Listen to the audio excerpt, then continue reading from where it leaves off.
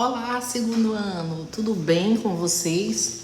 Hoje nós iremos trabalhar no aprender a filosofar o poder das palavras. Nós vimos na aula passada que toda palavra, ela existe um significado próprio das palavras. Nós vimos que quando nós não entendemos, não compreendemos o significado das palavras, nós temos que ir lá no dicionário procurar o significado delas. Dentro do dicionário tem de 2 a 3 significados para cada palavra, tá? Nós vimos também, gente, que cada palavra, nós vamos ver hoje que cada palavra ela tem um poder. Tia Lidiane, mas que poder é esse que nós damos às palavras? Gente, as palavras têm um poder de ou colocar as pessoas de forma positiva ou de forma negativa. Vai depender da forma como eu vou conseguir entender ou como eu irei transmitir a palavra para outras pessoas. Vamos abrir o livro Filosofar lá na página 28. Lá na página 28 tem o poder das palavras. Nós vamos ver a imagem de uma história em quadrinhos, aonde tem assim, uma professora com uma sala de aula. Lá vocês irão acompanhar a história dessa história, tá? Vamos lá, a professora diz assim: gente, hoje vamos falar sobre palavras. Aí o aluno diz: ué, mas a gente não fala sempre com palavras? E vem uma nova aluna e diz para a professora: falar sobre palavras e não com palavras. Aí a professora diz: a gente sempre fala com palavras, ou dá para falar de outras maneiras? Falar sobre palavras e não com palavras. Aí as outras crianças dizem: eu acho que quando a gente levanta a mão é como se a gente estivesse pedindo para falar, mas sem falar nada, como uma palavra mágica.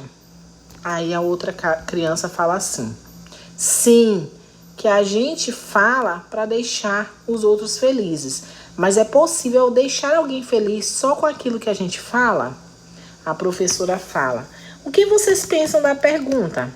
Não sei sobre deixar feliz, mas acho que tem palavra que às vezes machuca também.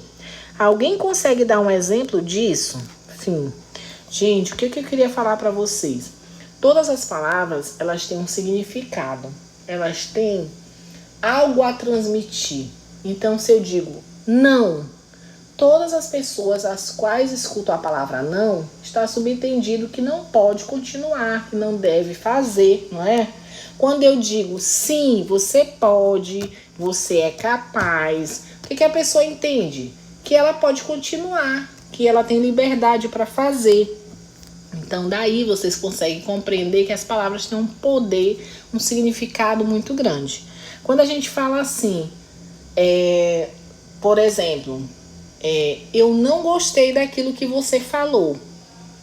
Eu estou demonstrando o significado daquilo que eu não gostei. Estou demonstrando que eu não gostei da ação, das palavras.